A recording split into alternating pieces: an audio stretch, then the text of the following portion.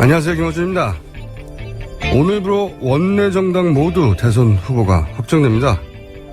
앞으로 남은 35일간 각 정당과 후보는 자신들이 가진 경쟁력과 전략으로 치열하게 경쟁하게 되겠죠. 이 과정에서 수없는 여론조사가 등장하게 됩니다. 사회, 과학의 한 방법론으로 출발한 여론조사는 조사 기관마다 저마다의 기법이 있고 그에 따라 같은 사안도 다른 결과가 나기도 하죠. 질문을 조금만 바꿔도 결과가 크게 바뀌기도 하기 때문에 질문 설계를 어떻게 중립적으로 하느냐가 그 기관의 실력이기도 합니다. 그런데 기법의 차이나 실력의 문제가 아니라 설문의 설계 단계부터 의도가 개입되는 경우가 있기도 합니다. 과거 여론조사 업계에서는 의뢰자의 요구에 맞춰 이런 식의 의도를 담은 설계를 종종 했었다는 건 공공연한 업계의 비밀이었죠. 그런데 그런 의도적 설계가 가장 은밀하게 이용됐던 게 바로 선거입니다. 이 경우는 여론조사가 아니라 여론을 왜곡하는 거죠. 이번 대선에서는 이런 식의 설계, 왜곡에 의한 의혹은 사후라도 철저히 검증되어야 합니다. 여론은 민심이지만 여론 조작은 범죄니까요. 김호준 생각이었습니다. 시사인의 김은지입니다. 네. 자, 오늘 게스트가 많아요. 네. 얼른 가야 돼요. 자, 빨리 가봅시다. 네, 박근혜 전 대통령에 대한 검찰의 구치소 출장 조사가 오늘 오전 10시부터 시작합니다. 오늘 처음이군요. 예. 다음. 예, 그래서요, 유영하 변호사를 어제 박근혜 전 대통령이 구치소에서 만났었는데요. 예. 그런데 박근혜 전 대통령은 올케인 서양희 변호사도 찾아왔었는데 예. 접견을 거부했다. 이렇게 TV조선이 보도했습니다. 게다가 제부인 신동욱 씨도 왔었는데요. 역시 만나지 못했습니다. 그 이유는 박 전 대통령 스스로 자신이 만날 접견자를 제안해뒀다. 이렇게 TV조선이 보도하고 있는데요. 법무부는 그 명단을 밝힐 수 없다. 이렇게 밝혔습니다. 접견자 제한 등록이라는 제도를 활용해서 본인이 만날 사람만 만나고 있다는 거네요. 근데 이제 가족들을 만나지 않고 있다는 거고. 네, 뭐 직접 혈연 관계는 아니지만요. 예. 예. 가족이죠. 예, 만나지 않고 있습니다. 게다가 변호인단조차도요, 다른 변호인의 접견 신청은 거부했다. 이렇게 알려져 있거든요. 예. 오로지 유영하 변호사만 만나고 있다는 거죠. 그 유영하 변호사가 뭐 저희뿐만 아니라 다른 많은 미디어에서 매체에서 그런 논평을 내는데 유영하 변호사가 그리고 실제 변호인단 사이에서도 그런 얘기가 나오잖아요. 유영하 변호사가 박근혜 전 대통령 본인을 그런 처지로 만드는 그런 대응 전략의 주역이고 그래서 사실은 유영하 변호사부터 정리를 해야 이 대응 기조가 바뀔 것이고 그 책임의 상당 부분이 있는 사람인데 이게 아직도 깨어나지 못한 것 같습니다. 결국 박근혜 전 대통령이 결정해야 될 문제라고 보는데요.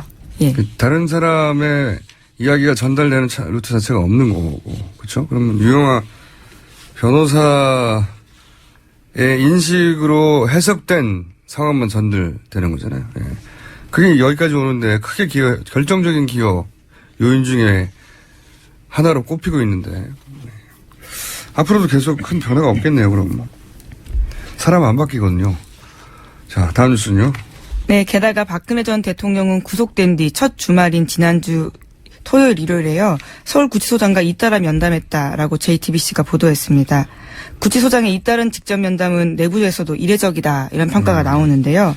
변호사 접견이랑 가족 면회가 금지되는 일요일에 구치소장이 출근까지 해서 면담한 게 특혜 아니냐라는 지적이 나오는 거죠. 제가 보기에는 검찰 그 출장 조사 가지고 말들이 좀 있는데 진짜 특혜는 이런 거예요. 이게 왜 이러냐면은 그 방에 있으면 답답하지 않습니까? 그래서 소위 범털이라고 하는 분들은 집사 변호사를 둬요. 집사 변호사라고 실제 불려요. 그 변호사가 하는 일은 법정에서 싸우는 게 아니고 접견 가는 겁니다. 네, 심기 관리하고요. 네, 말동무 접견 가가지고 그렇죠. 네. 접견 가가지고 접견실에서 하루 종일 있는 거예요. 근데 주말에는 변호사나 가족 다 안 되거든요. 그때는 만날 수 있는 사람이 교도소에 내인 사람밖에 없어요. 그러니까 교도소장이 일요일 날 출근하는 거예요. 방에서 빼주려고. 그리고 무슨 대단한 할 얘기 있다고 사흘 연속으로 몇 시간씩 얘기를 합니까? 네, 알려진 바로는 지병과 관련한 고충을 들었다. 이런 자기가 이야기가. 의사인가요? 지병을 하루에 몇 시간씩 3일째 듣게요. 특혜는 이런 게 특혜죠. 예. 그렇게 이제 구치소장이 면담할 수 있는 장소 그 자체가 바뀌고 말하자면. 네, 갑갑한 독방이 아니죠. 예, 그 자체가 방이고 구치소장이 정하는 장소에서 면담을 했겠죠. 구치소장이 방일 수도 있고 뭐 모르겠으면 나는 진짜 특혜는 이거예요. 차도 한 잔 나눌 수 있고요. 한 잔만 나눕니까? 네. 구치 뭐든지 먹을 수도 있죠. 소장이 먹고 싶어서 먹는 거니까. 구치소장이 일요일 날도 몇 시간씩 나와가지고 면담을 한다는 게 말이 되나요? 예. 이게 진짜 특혜예요. 다음 순요? 네, 검찰이 우병우 전 민정수석 이번 주 안에 소환하기로 했는데요. 또 중앙일보 같은 경우에는 오늘 아침 관련 보도를 냈습니다. 지난해 미르 K스포츠재단 의혹이 불거지자요. 민정수석실에서 대응 문건 만들어서 안종범 전 수석과 이승철 전 정경영 부회장에게 줬다라는 건데요. 우병우 전 수석의 주도로 이루어졌다라고 검찰은 보고 있는 겁니다. 그래서 이 문건에 뭐라고 쓰여 있냐면 현재까지 재단에서 최순실 씨에게 자금을 지원하거나 유용한 정황은 없다. 재단 자금 유용 등 불법성 없다. 이런 프레임으로 전환해야 된다라는 지침이 담겨 있다고 합니다. 실제로 박근혜 전 대통령이요. 지난해 10월 20일에 대통령 주재 수석비서관 회의에서 이와 같은 이야기를 하거든요. 특수본에서는 이러한 증거들이 결정적이다라고 판단하고 있다고 합니다. 그러니까 불법이 없는 부분에 포커스를 맞추는 전략인 거죠. 재단의 설립 과정에서 자발적으로 설립했다고 하는 건 사실이 아니기 때문에 이건 위증을 교사했고, 그렇죠? 그런 다음에 돈이 나가질 않았기 때문에 아직은 나간 돈이 없지 않냐. 이건 지금도 최순실 씨가 그대로 따르고 있는 지침이에요. 예. 그렇기 때문에 불법이 없었다. 그리고 박근혜 대통령도 그 불법의 행위의 범주를 그 말 앞에 한정했잖아요. 재단 자금 유용 등. 예. 돈을 아직 안 뺐었거든요. 예. 그리고 민정수석 같은 경우에는 오히려 이런 것들을 감찰하고 감시해야 될 의무가 있는데요. 자신의 직무를 제대로 하지 않은 거죠. 네, 그건 원론이고요. 자, 다음 뉴스는요? 네, 세월호 관련해서요. 어제 구멍 19개 뚫었지만 펄이 굳어있고 배수가 잘 안 돼서 난항을 겪고 있다고 합니다. 이게 진짜 문제예요. 이게 뭐가 문제냐면 이 해수부가 지금까지 대처하는 방식을 보면 말이죠. 뻘을 예측을 못했죠. 이 정도만에 쌓여있을 거예요. 근데 이제 뻘이 있으니까 생각보다 무게가 더 무거워요. 생각보다 더 무게가 무거우니까 구멍을 뚫어서 그럼 빼자고 해요. 그러면 여기에 미수습자들의 가족이나 유가족들 이 선체 조사를 해야 되는데 어떻게든 더 이미 많이 훼손되는데 훼손되는 걸 반대를 해요. 그렇지만 이게 너무 무거우니까 이걸 빼내자고 구멍을 뚫자고 해요. 그럼 최소한 뚫으라고 해요. 근데 구멍을 뚫었더니 이미 3년 동안이나 쌓여있기 때문에 단단해서 안 나와요. 그렇죠. 그럼 구멍을 더 크게 뚫자고 그래요. 그럼 또 반대해요. 근데 사실은 이렇게 하지 않고 더 무거우면 선체를 옮기는 그 트랜스포터? 예. 네, 모듈 트랜스포터라고요. 그걸 밑에 더 받침되는 거거든요. 예, 지금 그런 안을 선체조사위가 제안하고 있습니다. 그러니까 해수부의 방식을 보면 해수부는 선체를 훼손하는 것에 대해서 해서는 안 된다는 의식이 거의 없는 것 같아요. 그렇게 보이고 있죠. 예. 그러니까 돈을 조금 더 들여서 더 무거운 무게를 감당할 수 있도록 하면 되는 건데 이게 감당이 안 된다고 말해서 구멍을 뚫기 시작하고 그래서 충분히 안 나오면 진흙을 파내야 되니까 구멍을 더 크게 뚫어야 된다고 계속 얘기하잖아요. 이 방식 자체가 그리고 이런 상황에 대비한 계획도 없어요. 계속. 그래서 구멍을 점점 크게 뚫자는 게 해수부에 아니고 여기 대해서 이제 가족들이나 선체 조사에는 구멍은 더 이상 뚫지 말고 그러면 무게를 또 감당할 수 있는 모듈 트랜스포터를 가져오자. 이동 수단에 바퀴가 더 달린 장비 운반 장비를 더 확충하면 되지 않냐.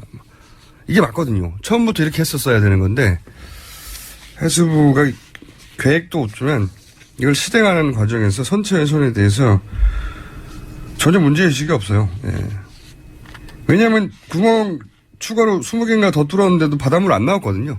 네, 오히려 무태 나와서요. 펄이 더 딱딱해졌다라고 합니다. 햇빛도 있고 물이 당연히 빠지면서요. 그렇겠죠. 나오지가 않는다라는 거죠. 그래서 더 크게 뚫어가지고 그걸로 그쪽으로 해서 파내자는 거잖아요. 아니 근데 15cm 뚫어가지고 얼마나 잘 파낼 수 있겠어요. 기형 뚫었으니까 더 크게 뚫자고 그러겠지 이제. 삽까지 들어갈 수 있게 아예. 그러니까 선체를 훼손하면 안 된다는 의식이 없어요. 그리고 이런 상황을 예측하지도 못했고 뻘을 물속에 있을 때 사실은 가능하면 제거하고 오든가 했었어야 되는데 아무 계획도 없으니까 즉 그때그때 방법을 내는데 그것도 훨씬 더 근본적으로 모델 트랜스포터를 더 설치하자 뭐. 네, 비용이 더 드는 문제이지 가능하다고 합니다. 그런데 당연하죠. 그 부분에 네. 대해서요. 먼저 생각하지 않는 거죠. 그 해수부의 대안 전체가 준비 없이 3년이나 준비했는데 이럴 수는 없잖아요. 준비 없었어요. 급하게 올린 것 같습니다. 저는 아무리 생각해도 저는 그렇게 추정하고 다음 수는요. 네, 대선 관련된 뉴스입니다. 이제 대선 관련 뉴스가 많이 나올 때가 됐죠. 이제 네, 어제 문재인 더불어민주당 전 대표가 당 대선 후보로 결정됐습니다. 수도권 강원 제주 선출대회에서 1위를 차지하면서요. 전체 1위를 차지했습니다. 이건 뭐 누구나 예상하던 뉴스니까 특별히 뉴스는 아닌 것 같고. 자, 국민의당은 오늘 결정되죠? 네, 오늘 충청권 결선이 마지막으로 있습니다. 경선이요. 네, 여기도 뭐 이미 결판은 사실 첫날부터 났기 때문에 오늘 국민의당 경선이 끝나면 이제 원내 정당은 모두 확정되는 거죠. 네, 5명 모두요. 예. 그리고 홍준표 자유한국당 대선 후보가요. 오는 15일에서 26일 그러니까 후보자 등록 시점까지요. 바른정당과의 통합 마지노선을 제시하면서 자신감을 내비쳤다라는 보도가 있는데요. 후보자 등록 시점이 15일이니까요. 예. 예. 맞춰가지고는 단일화하겠다라는 뜻을 계속 내비치고 있는 거죠. 여기도 물론 이제 기싸움 차원에서도 그렇긴 하지만 초반에 여기도 쉽지는 않아 보입니다. 단일화가. 자, 유승민 후보는 네, 어제 대구 서문시장 찾아가서요.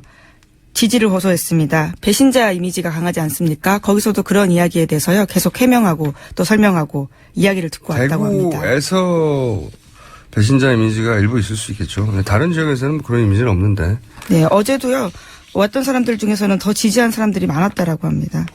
그렇군요. 자, 그리고 원내 정당은 아니지만 또 세 분이 모여가지고 여러 가지 동반 행동을 한다고 하는 분들 있지 않습니까?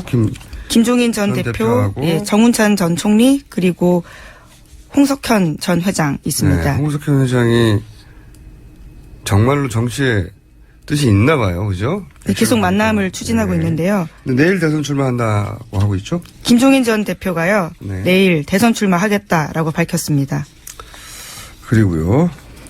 그리고 반기문 전 유엔 사무총장의 양대 지지 모임이 있습니다. 반딧불이와 반사모인데요. 어제 각각 안철수 전 국민의당 대표와 홍준표 자유한국당 대선 후보에게 지지를 표명했습니다. 이 모임들이 각각 갈라졌군요. 이거는 뭐랄까 반기문 전 총장의 지지표가 어떻게 갈라지냐를 상징적으로 보여주는 보수 쪽으로 한 명 가고 또 하나는 중도 보수라고 하는 쪽으로 한 모임이 가는 거죠. 이렇게 갈라지는군요. 이건 둘 다 원래 이제 팬클럽이었다가 그 팬클럽이 각각 안철수, 홍준표로 갈라진다 이런 뉴스인 거죠? 네, 관련해서요. 반사모 연대 사무총장은 반기문 전 총장도 이러한 내용을 알고 있다면서 특별한 코멘트를 하지 않았다 이렇게 밝히고 있습니다. 그런데 어제 이 대선 관련 뉴스에서 단연 화제는 사실은 문재인 안철수 1대1 뉴스죠. 예. 안철수 후보가 처음으로 문재인 후보를 이기는 여론조사 결과. 예, 내일신문에서 나왔습니다. 예, 아주 흥미로워요. 예. 1대1에서 안철수 후보가 오차 범위 밖에서 대략 7% 차이로 이기고 3자 5자 대결에서는 문재인 후보가 안철수 후보에게 이긴 하지만 격차는 그렇게 크지 않아요. 예. 양자 대결에서 이기는 여론조사는 처음이죠. 최근 안철수 후보의 상승세가 분명하기 때문에 다른 여론조사 기관과의 결과는 좀 다르지만 기관마다 고유한 기법이 있거든요. 예. 그러니까 뭐 수치는 다를 수 있는 거고. 근데 저는 여기서 굉장히 흥미로운 점이 두 가지가 있어요. 그러니까 안철수 후보가 문재인 후보를 이기지 말라는 법이 없지 않습니까? 당연히 이길 수 있죠. 그건 그런데 이 조사에 따르면 문재인 후보는 홍준표 후보를 포함한 3자 대결 때 지지율보다 홍준표 후보를 빼고 안철수 후보와 양자 대결할 때 지지율이 더 떨어져요. 이거는 좀 이례적인 현상입니다. 여론조사 결과가. 후보가 3명이었다가 2명으로 줄면 지지율이 이제 갈라지게 되는데, 당연히. 근데 홍준표 후보, 그러니까 안철수 후보는 2자 대결 때 홍준표 후보가 가지던 지지율을 100% 흡수해요. 100% 흡수하고 그보다 더 많이 나와요. 근데 문재인 후보는 3자 대결 때보다 지지율이 더 떨어집니다. 이건 좀 이례적인 현상이어서 제가 보기엔 여론조사를 한 디오피니언의 설명을 좀 해줘야 될 대목이다. 제가 문의해 보려고 하고. 두 번째로 흥미로운 대목은 정당 지지율의 격차인데,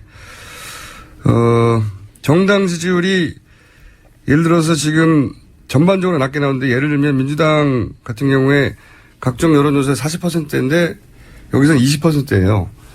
기법에 따라 그럴 수는 있는데 이 정도 차이가 크잖아요. 이렇게까지 정도 차이가 크게 나면 보통 왜냐하면 여론조사를 하다 보면 예기치 못하는 결과들이 나올 때가 있거든요.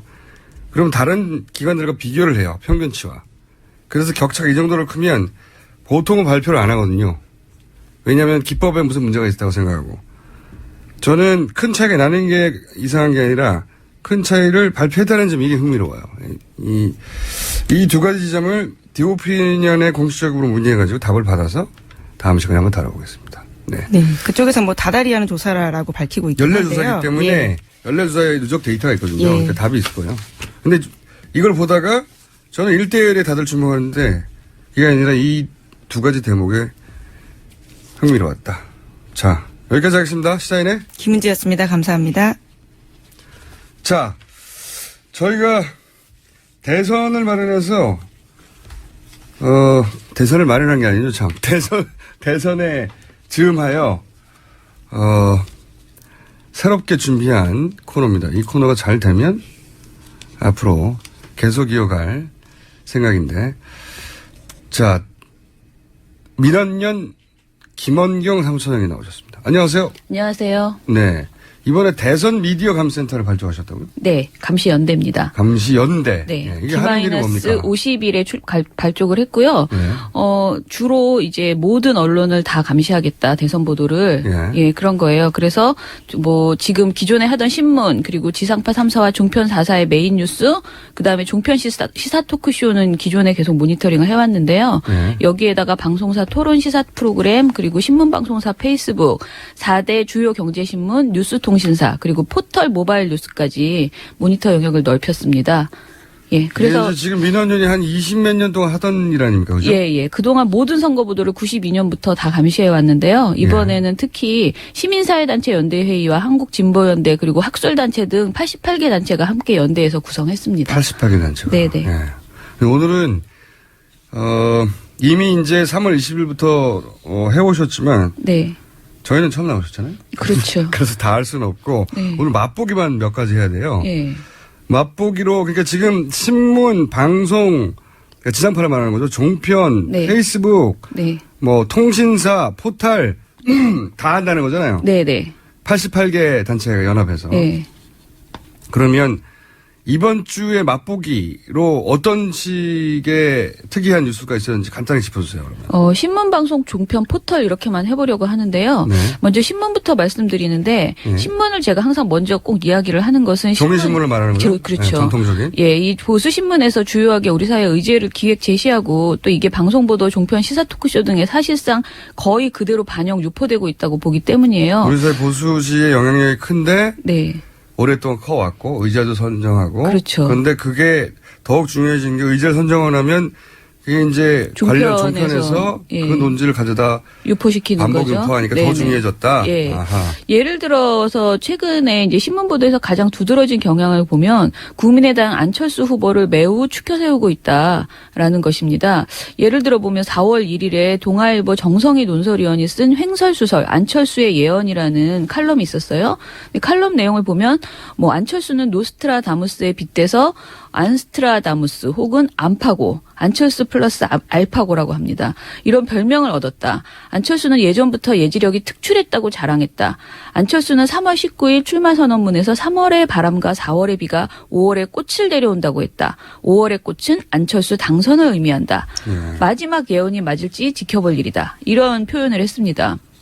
한마디로 이제 안철수 후보의 통찰력을 엄청 추켜 세운 거죠. 최근에 이제 1대1 될 거라고 하는 본인의 안철수 후보의 전망이 네. 어느 이미 정도 가시화된다고 이제 판단했으니까 이제 그렇죠. 예지력이 특출하다까지 표현을 썼거든요. 예. 조선일보도 1일에 사설에서요 1타 2피 효과를 노렸습니다. 한마디로 안철수 후보를 띄우고 문재인 후보를 깎아내리는 이런 글을 썼는데요. 안철수 후보의 부상 원인을 이렇게 짚었어요. 한 세력의 일방 독주를 바라지 않는 유권자들의 수와 편가르기를 예고한 독선적 국정 운영에 진절머리를 내는 사람들이 도저히 무시할 수 없을 정도로 커지고 있다. 문재인 후보는 일방 독주와 독선적 국정 운영 세력인 거죠. 네네. 그래서 결국은 나라의 안정과 경제 회복을 바라는 유권자들이 표로서 사실상 단일화를 이루는 현상도 나타날 수 있다라면서 반문연대의 명분을 제공하는 이런 글을 썼습니다. 보수지 입장에서는 당장 유력한 단일한 보수 후보가 없으니까 네. 지금 현재 기준으로는 문재인 전 대표보다 안철수 후보가 훨씬 합리적이라고 보수 진영의 입장에서 본 거죠. 그렇죠. 네. 그리고 이제 너무 근데 이제 이게 지난주 내내 종이신문에 이런 경향성이 있었다. 네, 여러 건이 있었고요. 그런데 이제 보수신문이 좀 당황스러운 것은 보수지니까 보통은 여당 후보, 그러니까 자유한국당과 바른정당 후보를 좀 더 많이 띄워줄 거라고 생각하는데 오히려 야당 후보인 안철수 후보를 띄우는 현상이 이제 나타난 거죠. 이건 굉장히 흥미로운 독특한 네. 현상입니다. 네. 네. 동아일보 3일 사설을 보면요. 안철수 급부상, 보수 홍유 후보 위기다라는 제목이에요. 안 전 대표가 파죽지세를 보이고 있다고 먼저 이야기를 합니다. 그런 다음에 지지율 4%인 홍 후보와 2%인 유 후보가 치고받는 모습은 씁쓸하다라고 지적을 하고요. 그리고 두 당을 향해서 희망이 보이지 않는다. 차별화를 강조하지만 어떤 차이가 있는지 유권자들은 잘 모른다고 비판하기까지 했습니다. 그리고 또, 예, 그리고 안 전 대표를 중심으로 후보 단일화를 촉구하는 압력이 거세질 것이라고 이렇게 예언도 했습니다. 안철수 전 후보를 중심으로 한국당 바른정당이 네. 촉구하는 압력이 거세질 것이다. 단일화를. 안철수 중심으로 단일화하라고 한국당과 네. 바른당의 압력이 거세질 것이다. 네. 그리고 또 3일 동아일보 박재균 칼럼에서는요.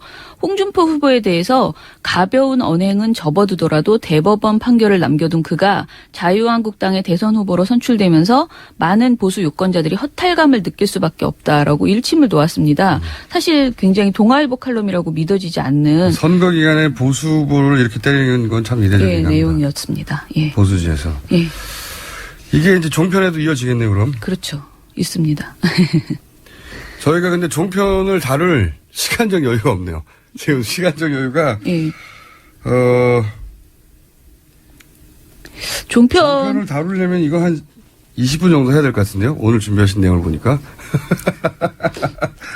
자, 오늘 첫 시간이고 예. 긴급하게 마련하는 거거든요. 네네. 저희가 생각해 보니까 미디어 모니터링을 네. 저희끼리 해보려고 하다가 이 88기가 다 모였는데 이거 여기서 하고 있는데 라고 생각하며 자 그러면 한 가지만 해볼까요? 종편의 사례 중에 지난 한 주 동안 가장 극단적이었던 사례 혹은 뭐 눈에 띄는 가장 재밌었던 거 그냥 들려드리면 예. 될 것 같은데요. 예, 네. 루이 암스트롱의 목소리와 안철수 후보의 목소리를 비교한 보도 들려주세요. 이 루이 암스트롱의 굵직한 음성, 안철수 대표의 음성과 비슷해졌다고요? 도대체 어떻게 된 겁니까? 네, 요즘 안철수 대표의 달라진 모습입니다. 2012년 정치에 처음 입문했을 때와 확연하게 달라진 모습인데, 직접 비교해서 들어보시겠습니다. 많은 이야기를 들려주십니다. 그리고 많은 지지를 보내주신 국민 여러분, 저와 함께 해주십시오. 정치를 바꾸고 정권을 바꾸고 국민의 삶을 바꿀 것을 이 자리에서 약속드립니다. 문재인을 이길 혁신가 누굽니까? 5년 전과 비교했을 때 자신감이 더 드러나는 액션이 좀 커지는 모습이 보여지고요. 그리고 달라진 제스처를 장소와 시간에 맞춰서 이제 표현할 수 있을 만큼 이제는 정치인이 다 됐다. 그런 평가를 내리고 있습니다. 재밌네요. 예. 예. 근데 안철수 후보의 목소리를 이제 본인이 노력했겠죠. 예, 노력해서 이렇게 보다 중저음으로 바꾼 거는 여론조사 결과는 못 봤지만, 좋아하는 분들도 있어요. 예. 예. 이게 이제 좀 중후하고 신뢰감을 준다. 아, 그래도 루이 암스트롱과 비교하는 것은 좀 과하죠. 제가 정말 많은 걸 갖고 나왔는데 시간이 너무 없다고 하셔서요. 제가 네. 지금 시사 토크쇼 이런 것은 다 날리고 네. 포털 관련된 이야기만 1분 자, 안에 오늘은 하라고. 저희가 급하게 어제 잡아가지고 네네. 시간을 짜투리밖에 못 잡았어요. 근데 이제 앞으로 매주 한 번씩 고정 코너를 마련해서 네. 그러니까 특정 매체가 아니라 전반적으로 다 훑는 거죠. 그렇죠. 근데 그 지난 한 주 동안 가장 특징적인 한 주간의 특징적인 현상만 짚어주는 그것이 건데 이번 주에는 안철수 보수 후보 후보 띄우기. 네, 안철수 후보를 보수 후보보다 더 많이 예. 적극적으로 보수 매체들이 네네. 지지해주고 있다. 그 중에 이제 한 사례로 종편에서 이렇게 그렇죠. 목소리 칭찬이 나오고 있다. 네. 그리고 거꾸로 그 과정에서 전통적인 보수 후보에 대해서는 실망감은 금할 수 없다든지 뭐 이렇게 예. 비판적인 그런 글이 이제 기사가. 나오기 시작한 거죠. 예. 1분 남았는데 예. 1분도 안 남았다고 지금 밖에 난리가 났네요. 지금 게스트가 그래도 전 하려고. 할랍니다. 그럼 30초 내에 끝내주세요. 30초 예, 내에. 포털을 저희가 모니터하기 시작했는데, 처음으로 포털을, 네네. 예, 그 간단하게. 핸드폰 모바일 뉴스홈에 어떤 뉴스가 올라오는가를 주로 보려고 하고요. 네. 그 모바일 네이버나 이런 거 기사에서 처음에 누르면 뜨는 뉴스 화면 거기에 지금 경선 관련 보도가 어떻게 얼마나 오래 떠 있었는지를 봤어요. 그냥 결과만 말씀드리면요. 짧게 정리하면? 네. 그 바른정당 유승민 후보가 대선 후보 확정됐을 때는 16시간 동안 노출됐다. 네이버 화면에 노출됐고요. 국민의당 안철수 후보의 그 영남 경선 네. 압승이 있었는데 이건 10시간 올라왔습니다. 10시간 올라왔고요. 같은 비슷한 기간이어서 이렇게 부교를 했는데요. 그리고 국민의당, 자유한국당 홍준표 대선 후보 확정 당시에는 14시간 동안 16시간 올라와 있었어요. 노출돼 있었고요. 놀라운 것은 민주당인데요. 민주당 문재인 대표의 영남 압승이 2시간 동안 올라와 있고 바로 내려갔습니다.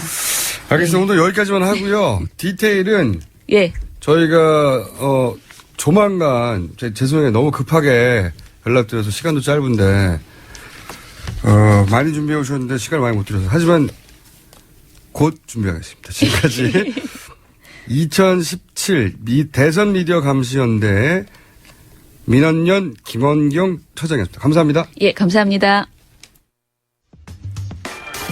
첫 번째 인터뷰 시간입니다. 5월 9일 대선 대진표가 사실상 거의 확정되어 가는 와중에 제3지대 이야기 아직 결론이 안 났죠. 정운찬 전 총리 오셨습니다. 안녕하십니까. 안녕하세요. 네. 다시 불러주셔서 고맙습니다. 예. 우리 아들이 지난번 나온 날 저보고 아버지가 최근에 한 일 중에서 가장 잘한 일이 김어준의 뉴스 공장에 나간 일이라고 하네요. 그래서 기분이 좋았습니다. 나오신 것까지는 잘하신 건데 혹시 나와서 말하신 것도 잘했다고 칭찬받으셨어요? 저희 아들이 말이 처음에는 좀 엉기는 듯 했는데 시간이 지나면서 네. 김어준 선생을 네. 압도했대요? 압도한 게 아니라 김어준 선생한테 넘어가지 않은 거 참 잘한 거라고 그러대요. 넘어가지 아드님이라 이제 편파적이었을 거라고 봅니다, 저는. 오늘 모신 이유는 다른 게 아니라 그때 마지막에는 국민의당 가실 것처럼 그런 뉘앙스가 좀 있었어요. 바른정당이야. 아, 그때 바른정당이었나요? 네. 나가신 다음에 바른정당으로 바뀐 거 아닌가요? 아닙니다. 사실은 국민의당하고 국민의당은 개문 발차하였다라고 얘기를 하는 상황이었고 그래서 바른정당으로 가는 거 아니냐. 네, 국민의당하고는 한 번도 교섭한 적이 없었고. 아, 실제로는요? 네, 저쪽에서 자꾸 매스컴에다가 정운찬하고 교섭 중이다. 잘 될 거다 했고. 네, 실제로는? 교섭은 없었습니다. 아, 그렇군요. 바른정당과 관련해서는 네. 뭐 지난 일인데 이제 잊어버립시다. 어쨌든 바른정당과 얘기가 좀 있었는데. 네. 그것도 순조롭게 되진 않았죠. 그죠? 예. 예. 근데 최근에 갑자기 김종인 전 대표, 그 다음에 홍 전 중앙일보 회장, 그리고 총리님하고 세 분이 갑자기 뭉쳐서 이 세 분이 행동을 통일하는 것처럼 뜻을 같이 하고 이렇게 보도가 되고 있어요. 근데 언론 보도가 워낙 앞서가는 경우도 많고 해석도 분분해서 밥 한 번 먹었는데 무슨 큰일이 벌어진 것처럼 하는 경우도 많아서 제가 궁금해서 여쭤보려고요. 직접. 저희 셋이 모여서 나라 걱정을 했습니다. 지금 나라 걱정. 이대로 가다가는 파탄 날까 걱정한다. 네. 그런 식으로 됐었죠. 나라 걱정만 하신 건 아닌 것 같아요. 보다 구체적으로 말씀을 드리자면 이번 선거는 네. 그 현행 헌법에서 하는 건 아니겠습니까? 예. 근데 현행 헌법은 제왕적 대통령을 그래서 개헌을 해야 한다. 만들고 있어요. 세 분 다 똑같은 뜻이고. 네. 근데 제왕적 대통령 제도에서는 예. 국정농단의 위험이 항상 있습니다. 네. 그래서 지금 헌법으로 당선된 대통령은 그런 유혹을 벗어나기가 힘들 테니 예. 그걸 막기 위해서 권력을 좀 분산시키자. 그러려면은 공동정부 또는 통합정부를 만들어서 나라를 과도기에 네. 공동 운영했으면 좋겠다. 그런 것이 하나 있었고. 거기까지는 알겠는데 제가 궁금한 거는 세 분, 그러니까 홍석현 전 회장님 같은 경우 출마를 하는 건가요? 대선에? 뭐 그건 제가 확실히 말씀드릴 수 없었습니다만 다 같이 통합정부의 필요성에 대해서는 인식을 같이 했습니다. 제가 궁금한 건 언론이 하도 여러 가지 못 올렸어요. 예를 들어서 김종인 전 대표는 내일 대선 출마 선언을 하는 걸 맞죠? 그렇게 알고 계신 거죠? 네, 그렇게 알고 있습니다. 네. 그리고 총리님도 대선 출마 선언을 곧 하시는 거죠? 저는 이미 지난 1월 했죠, 19일에 했습니다. 그때 인터뷰했었죠. 근데 참 죄송합니다. 안타까운 거는 예. 저는 선언했는데 예. 신문에서 잘 안 알아줘요. 저희가 인터뷰했지 않습니까, 대신. 죄송합니다. 하셨고. 그러면 두 분이 이미 이제 기정사실이 되는 거면 홍석현 전 중앙일보 전 회장도 그러면 대선 출마를 일단 선언한 후에 세 분이 단일화 하는 건가요? 거기까지는 제가 확실히 말씀드릴 수 없습니다만 선언한 두 사람과 예. 또는 어떻게 될지 모르는 홍석현 회장과는 네. 뜻을 같이 했다고 하는 것을 자꾸 강조하고 싶습니다. 뜻을 같이 했다. 그 방법론만 남았을 뿐이지 하고자 하는 바의 뜻은 같이 했다. 그런 건가요? 그분이 출마를 선언할지 안 할지는 제가 잘 자세히 그럼 출마 선언을 안 한다 하더라도 네. 세 분 중에 한 분을 뽑는 겁니까, 먼저? 그렇게 할 수도 있고 이론적으로는 네. 우리 셋 중에 하나 뽑기도 하고 예. 또 뭐 예를 들자면 그건 예를 들면? 신뢰가 될지 모르지만 예. 유승민 후보하고 넷을 지금 묶어서 1차 대상 그 바른정당이군요. 네, 그렇습니다. 1차적으로 바른정당의 유승민 후보와 여기는 후보로 확정됐죠. 세 분 중에 한 분을 뽑아서 유승민 후보와 1대1로 다시 단일화나 어떤 방식을 통해서 합치거나 아니면 넷이서 동시에 합치거나 어떤 네, 조건을 달고. 유승민 후보한테는 같이 의논 안 해봤기 때문에 실례인지는 모르겠습니다만 그런 아이디어를 가지고 있습니다. 세 분이선. 셋이서 하나 뽑든지 아니면 셋 플러스. 제 말은 네. 세 분은 네. 그런 뜻의 구체적인 방법론은 상황을 봐가면서 결정을 하자. 그런데 셋이 먼저 뽑든 아니면 다시 넷까지 그 유승민 후보까지 포함해서 넷이서 하나를 뽑든 그런 식으로 하나를 먼저 만들자. 그 넷이 만나는 것은 이론적 가능성으로 제가 제기한 것이지 네. 셋이서 합의한 것은 아닙니다. 셋이 합의한 것은 셋 중에 하나를 먼저 뽑자요. 그렇게 말씀드리긴 힘들어요. 어떻든지 간에 단일한 후보를 만들어서. 단일한 후보를 만들자까지는 얘기를 했군요. 그렇습니다. 단일한 후보를 만들자까지는 얘기를 했고. 만들 필요성에 대해서 인식을 같이 했습니다. 이렇게 고치겠습니다. 인식만 같이 하시고 구체적인 계획은 아직 안 세우셨어요? 그 이제 열흘밖에 안 남았어요. 후보 등록까지. 네, 그렇지만 맘만 먹으면 그건 긴 시간입니다.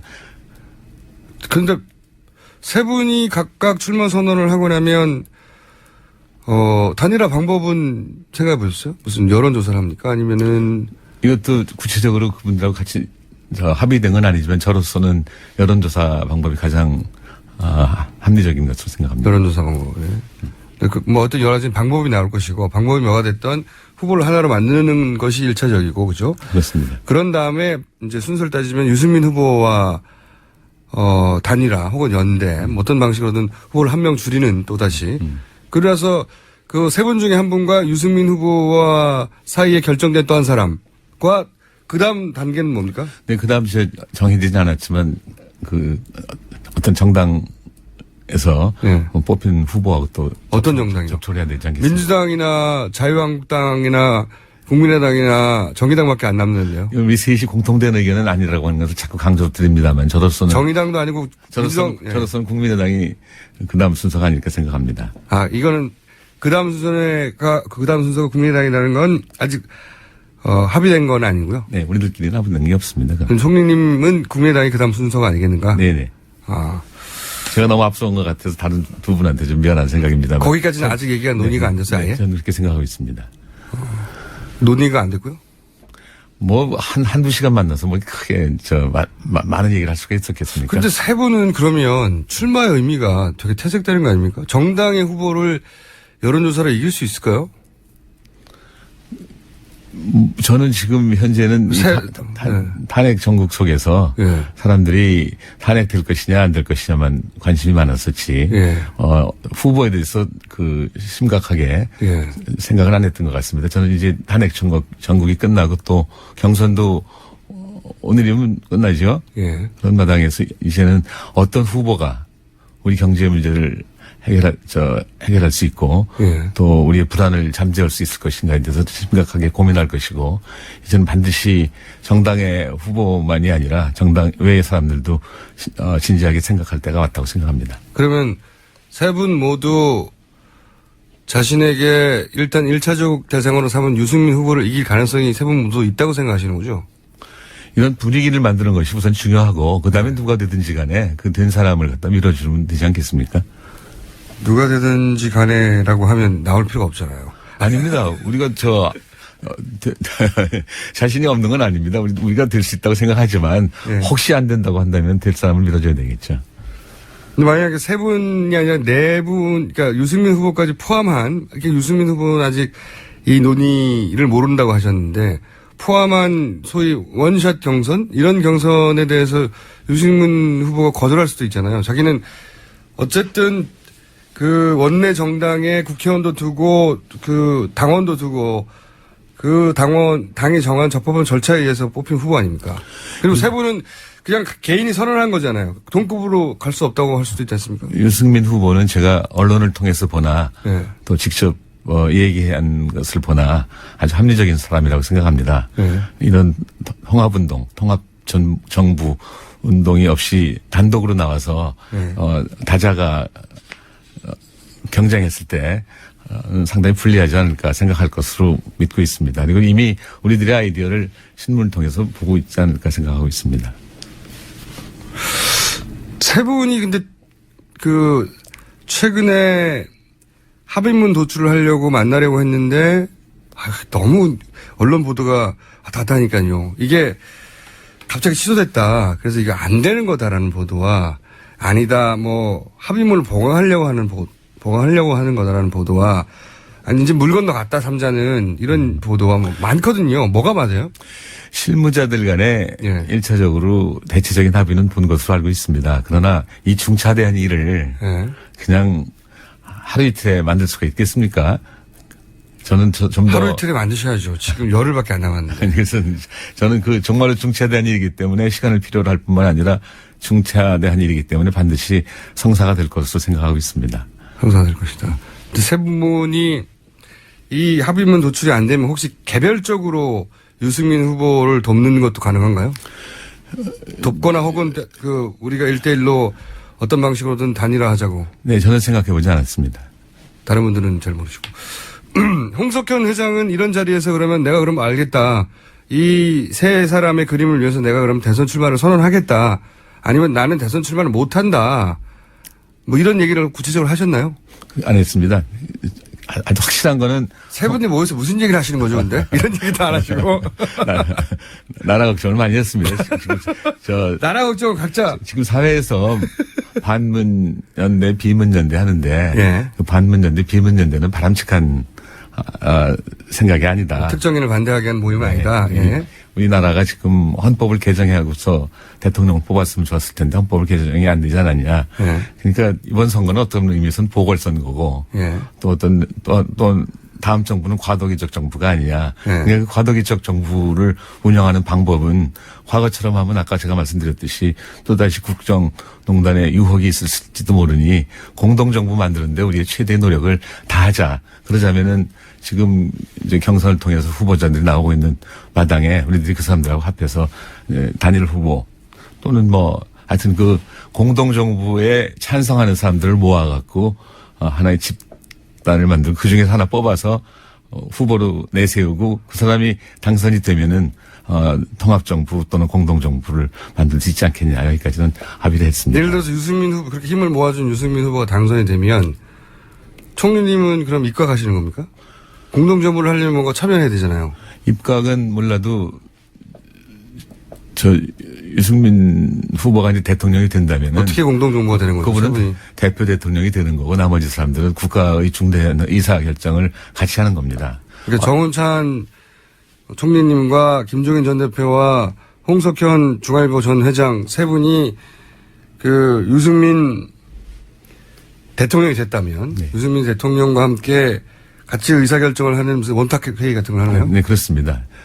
마치 저 대통령은 있고 나머지 사람들은 정당으로 따진다면 최고위원이라고 그렇게 할 수가 있고 구체적으로 어떤 자리를 맡게 되는 것은 그때 가봐야 할 일이라고 생각합니다. 근데 그렇게 대등한 의사결정권을 가지는 의사결정 기구가 없지 않습니까, 우리나라에? 네, 과거에 저 2011년 그리스가 외환위기를 맞았을 때나 예. 또 이태리가 또 2011년에도 굉장히 어려운 몽티 정부인가 총리를 3명이나 둘 수도 없고요. 물론 이제 겉으로 대표 아까 말씀드리지 않았습니까? 대표 대통령이 하나 있습니다. 대표 대통령. 이제 사실 그 사람이 대통령이죠. 그렇지만 의사결정은 공동으로 하는 거죠. 대통령을 한 사람이지만 자리는 하나지만 나머지 세 사람도 동등한 자격으로 대우받으며 의사결정을 해나가는 아이디어군요. 네, 그렇습니다. 안 될 것 같은데요? 저는 대통령 되고 나면 생각이 바뀔 것 같은데요? 아니요. 그건 이제 다들 모여서 네. 미리 합의를 하고 네. 세상에다 그것을 갖다 공표해야죠. 이야. 지금 말씀하신 대로 유승민 대통령이 되면 김종인, 홍석현, 정운찬이 같은 테이블에 앉아서 원탁 테이블 같은 곳에 앉아서 국가의 중대사를 결정해 나가는 어떤 통합정부, 공동정부 그런 개념이라고 하면 왜냐하면 세 분은 당이 없으니까요. 아직. 네. 세력으로 들어갈 수가 없으니 세 분이 같이 대통령과 동급으로 자리는 대통령 한 자리지만 동급으로 그렇게 의논을 해가면 나라를 운영해 간다는 이 구상 자체는 세 분이 동의를 한 거죠. 네, 그렇습니다. 신선합니다. 고맙습니다. 신선한데 대통령이 되고 나면 왜 그렇게 해야 되죠? 아니요, 혼자 대통령이 됐는데 왜 그렇게 해야 되죠? 약속을 지켜야 되지 않겠습니까? 그러니까 원로회의나 이런 모양으로 만들어가지고 세 분한테 명예의 자리. 대통령이 독단하고 전행하고 할. 법적인 제재 장치가 없으면 세 분이 아무리 얘기를 해도 대통령이 마음대로 할 수 있잖아요. 그러니까 지금 우리들이 셋이서 3시간, 4시간 공동 합의문을 발표해버리는 거죠. 그래서 거기에 구속되는 것이죠. 공동 합의문이라고 해서 법은 아니지 않습니까? 그럼 그 대통령이 제대로 나라를 운영할 수 있겠습니까? 세 분, 이거 참 재밌는 아이디어긴 합니다만 현실성이 있나요? 저는 아까 말씀드렸듯이 그리스에도 그리스에서도 시험한 적이 있고 이탈리아에서도 했었고 또 사실은 2013년 메르켈 정부도 그와 비슷합니다. 그러면 대통령을 4명 뽑는 거네요? 아닙니다. 대통령 4분의 1 대통령이 정신은 4분의 1이지만 몸이 유승민 대표 후보 한 사람으로 모이는 거나 마찬가지 아닙니까?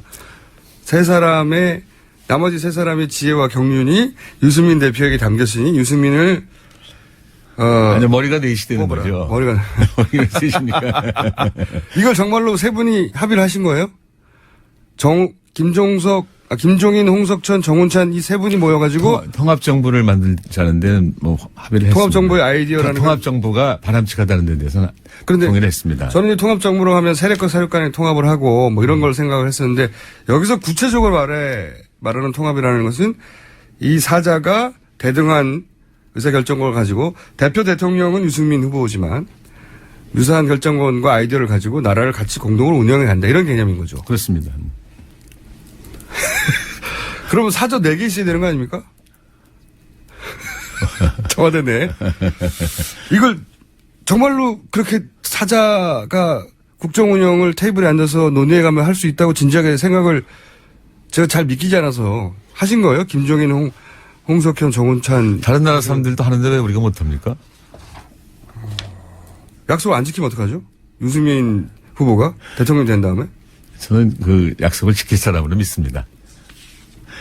자꾸 자꾸 그 구체적인 인물인 유승민 씨를 거론해서 미안합니다만 어떤 제사자가 나와서 가장 가까우니까 일단은 그죠? 네. 예. 정치적으로 철학적으로 뭐 가치 지향이 가장 비슷한 분이 일단 유승민 후보라고 세 분이 동의하신 거죠?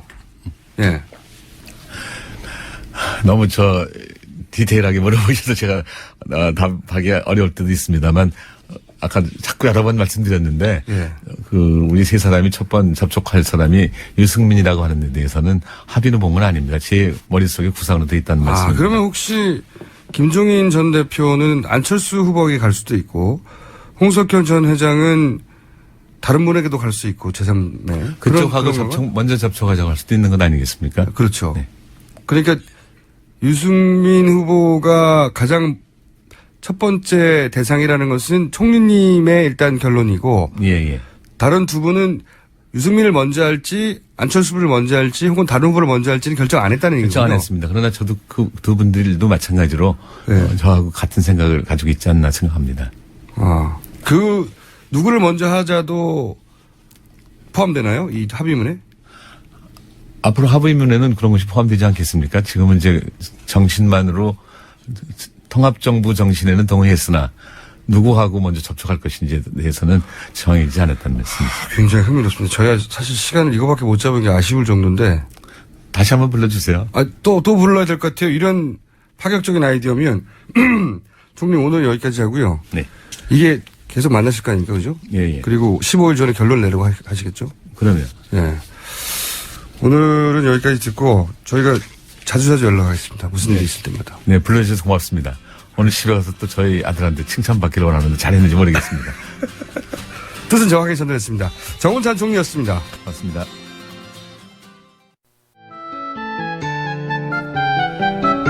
역대 최다 문자가 왔던 코너입니다. 대부분은 이런 내용이었습니다. 재밌어 죽겠다. 네. 그리고 코너의 제목을 엄청나게 많이 보내셨어요. 그 코너 제목이 아직도 안 정해진 상태로 그냥 시작합니다. 정인하게 노회찬 원내대표 나오셨습니다. 안녕하십니까? 네, 안녕하십니까? 예. 방송하고 혹시 문자 좀 받으셨어요? 예, 제 페이스북이나 뭐 트위터나 네. 이런데 뭐가 많이 왔습니다. 뭐가 많이 왔습니까? 야, 엄청난 문자가 왔어요. 그 중에 이제 제목들도 많이 왔는데, 노회찬의 노모 씨. 예, 자비란 없다. 왜냐면 지난주 방송 내용은 자비가 없었거든요. 노토치, 팩트 폭력, 마이너리티 리포트도 많이 호응을 얻었고, 빵야도 있었어요. 다 쏴버린다 이거죠. 그 다음에 그냥 자비는 없다도 있었어요. 자비는 없다. 그리고 이제 많은 분들이 빵 터진 게 노인과 정치였어요. 노인과 정치. 아마 노회찬이라는 의인과 정치 이런 뜻이겠죠. 그렇게 심오한 뜻이 있었습니까? 예. 근데 저희가 이제 노인과 정치가 꽤 빵 터져가지고 의원실에 얘기했더니 보좌관들이 싫다고. 안 그래도 노안인데.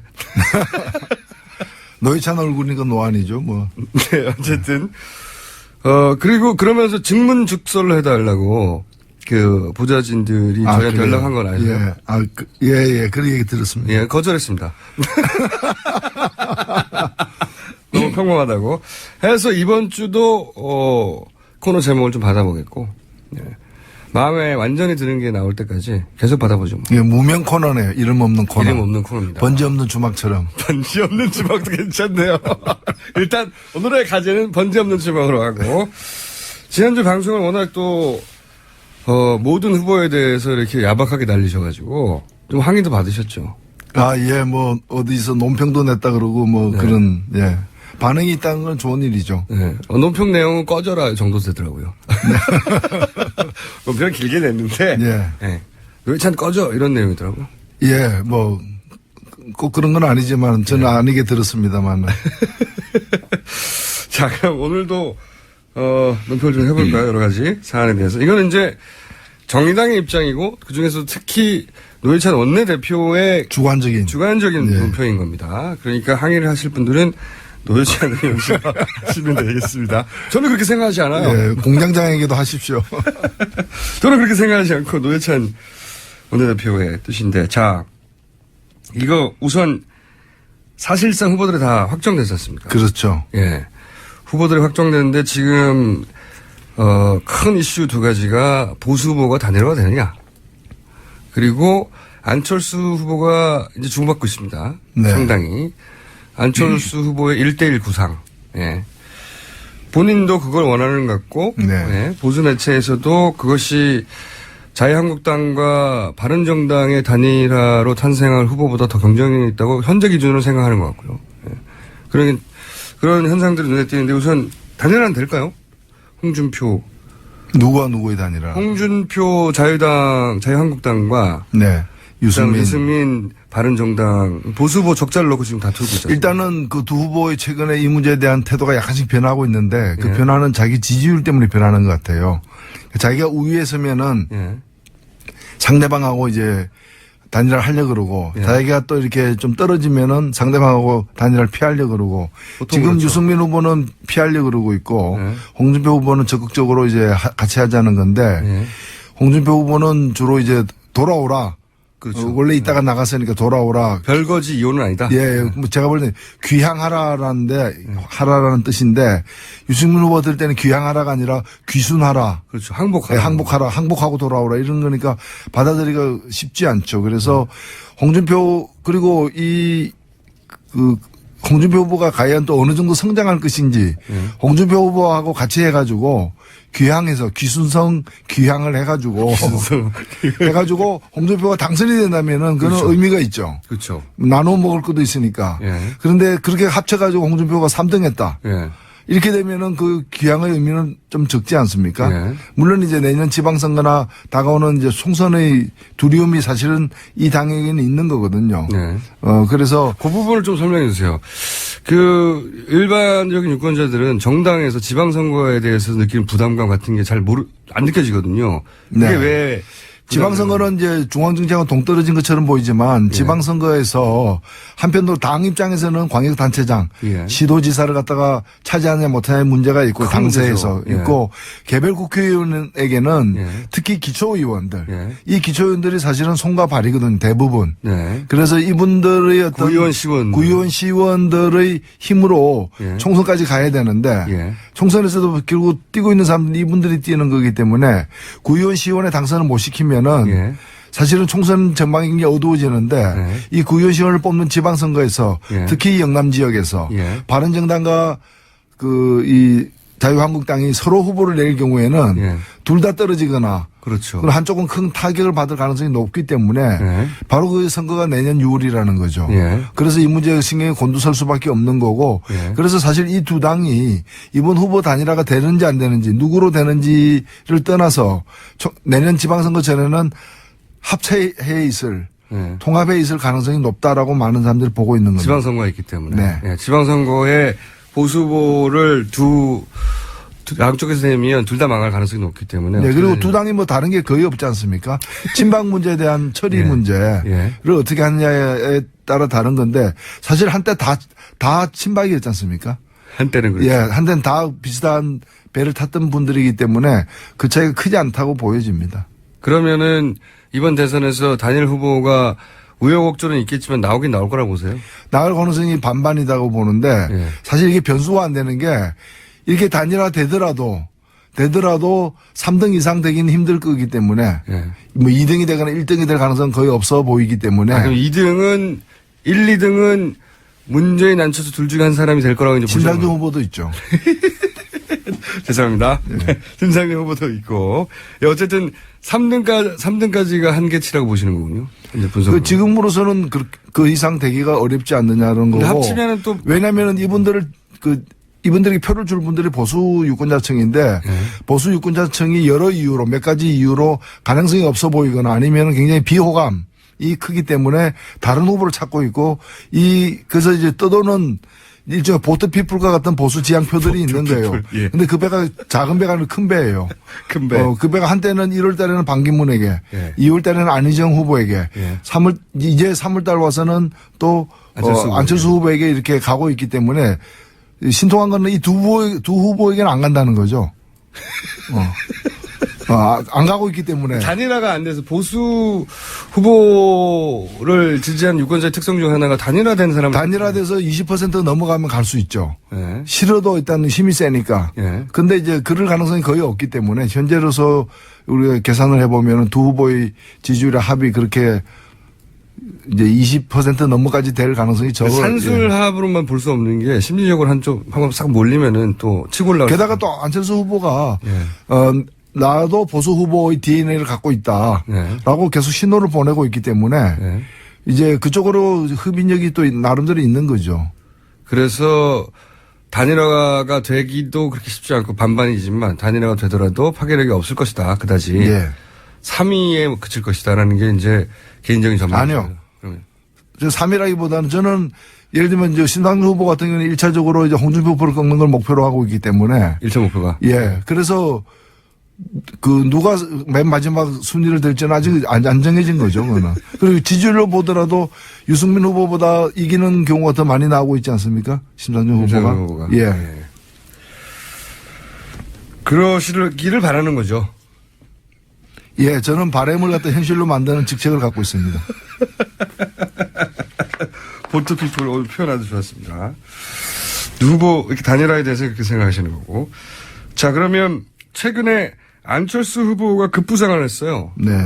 상당한 정도로 말씀하신 대로 포트피플이 정박한 것을 찾다가 반기문에서 안희정으로 다시 이제 안철수로 이렇게 현재 기준으로는 아직 뭐 한 달 좀 넘게 남았긴 하지만 현재 기준으로는 안철수 항구에 1차 정박을 했습니다. 이 현상은 어떻게 평가하십니까? 예, 조금 전에 말씀드린 것처럼 이제 표류하는 보수 표심이 그나마 가능성이 있어 보이고 안정적인 이제 안철수 후보에게까지 오는데 이게 최종적인 어떤 그 보트피플 그 보트의 기항제가 될지 아니면 또 달리 이렇게 다른 걸 찾아서 떠날지는 더 두고 봐야 되겠습니다만은 객관적으로 볼 때 안철수 후보의 지지율은 지금보다는 좀 더 오를 앞으로 이제 후보 등록 때까지 포스타가 100에 붙기까지 2주가 남았는데 그 사이에 지금보다는 좀 더 오를 가능성도 있어 보인다 보여요. 그렇죠. 왜냐하면 보수 후보가 갈 데가 없어요. 단일화가 안 돼 있기 때문에 단일화가 되더라도 과연 안철수보다 더 경쟁력이 있을까 이런 의구심을 가지게 되기 딱 좋은 그 타이밍이 아주 좋게 배가 정박을 했습니다. 예. 그런 상황이죠. 예. 그러니까 앞으로 더 오를 수도 있다 이렇게 보시는 거죠?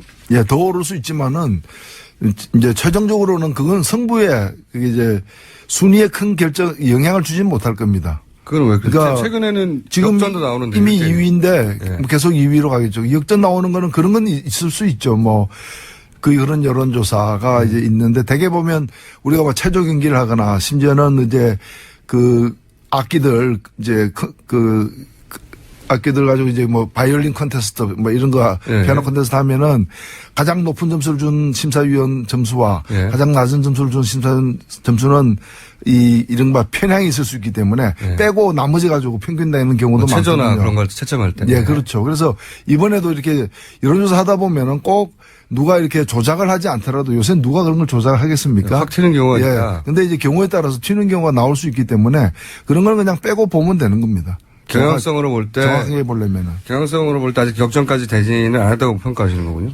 예, 아직은 그리고 이게 구조적으로 보면은 이 역전이 가능하려면은 나머지 후보들하고 다 이제 합세를 해야 될 텐데 그게 과연 가능하겠는가? 예를 들면 홍준표 후보나 유승민 후보하고 안철수 후보가 다 합해져야 그나마 그것도 산술적으로는 쉽지 않은데 합해지는 그 기세 때문에 이제 눈덩이가 굴러가면서 더 커지듯이 그렇죠. 밴드웨건 예, 더 커질 수 있는데 그렇게 되려면은 사실 그 쉽지 않은 선택일 거고 안철수 후보가 그런 아직 용단을 그게 용기인지는 모르겠습니다만은 그건 결국 탄핵 세력하고 그러니까 이제 적폐 세력하고 손잡는 거를 의미하는 건데 사실 당선되기 위해서 악마하고 손잡는 거죠.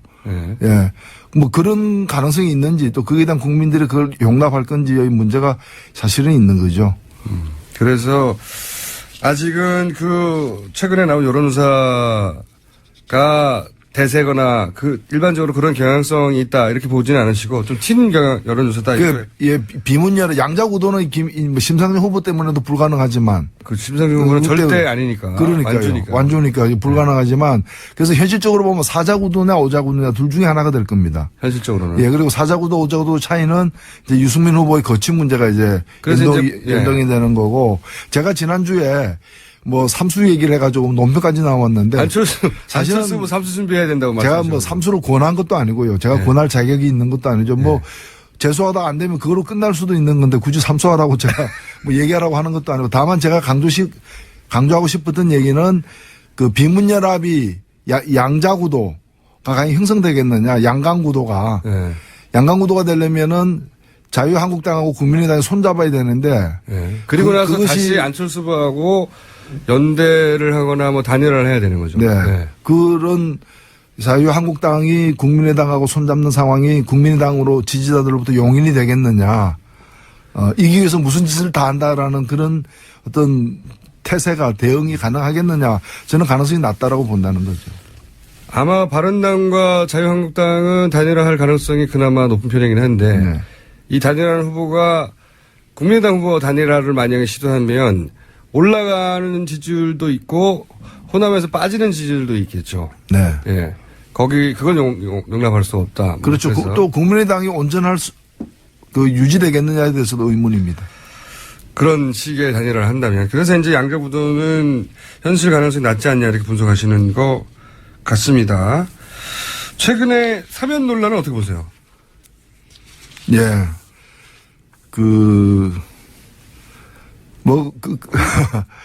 뻔한 거죠. 사실은 보수층에게 이렇게 좀 추파를 보내는, 신호를 보내는 그런 제안이 아니었는가. 물론, 그게는 이제 안철수 후보도 정치를 이제 한 지 꽤 돼가지고 이제 거기도 보면은, 내가 언제 뭐 사면하자고 그랬냐.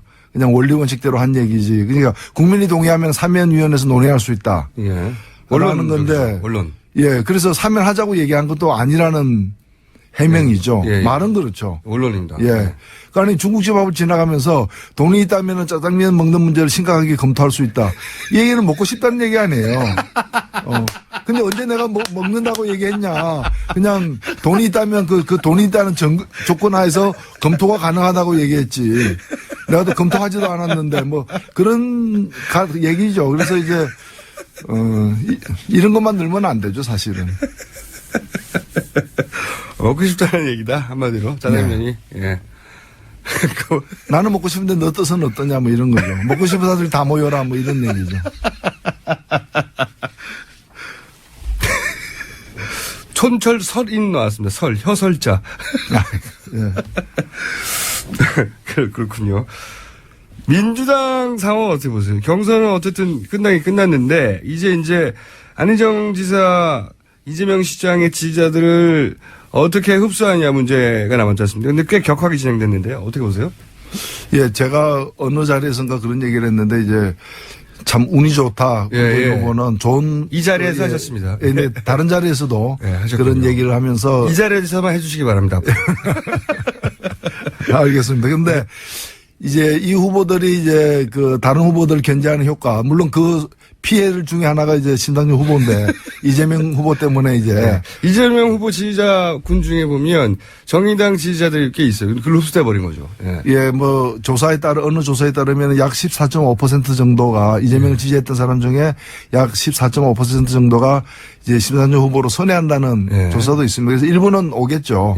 오겠는데 아무리 안희정 지지자도 다 또 문 후보한테 가는 건 아니죠. 그러나 아니죠. 나름대로 역할을 분담해서 결과적으로는 한 셈이었고 또 운이 좋다고 제가 얘기한 건 뭔가 하면은 이 두 분 다 좀 제가 이런 얘기하면은 외람되긴 하지만은 좀 양질의 후보들이에요. 그러니까 어떤 의미에서 양질이라는 게임이 끝났으면은 게임의 결과에 승복할 것으로 미리부터 예견되었던 또 그럴 만한 안 할 것 같은 후보. 그렇죠. 뭐 마음에 안 든다고 거제도 내려가거나 뭐 이러지는 않는다는 거죠. 그래서 그 룰에 승복하는 그 후보들이었기 때문에 뭐 특별한 어떤 변동은 없을 것이다. 다만 이런 분들의 지지를 온전히 모아내는 문제가 중요한 게 아니라 문재인 후보의 가장 큰 라이벌은 문재인이다라고. 어떤 의미에서 그렇습니까? 예. 저는 일단은 뭐 달리 지금 근접한 후보가 없는 상황에서는 예.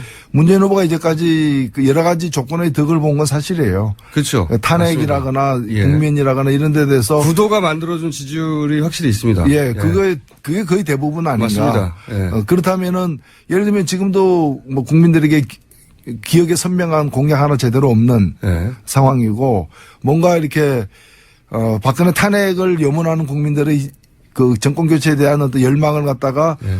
거의 대부분 흡수했던 예. 거고 그다음에 또 하나 국민들의 요구 이게 나라냐라고 예.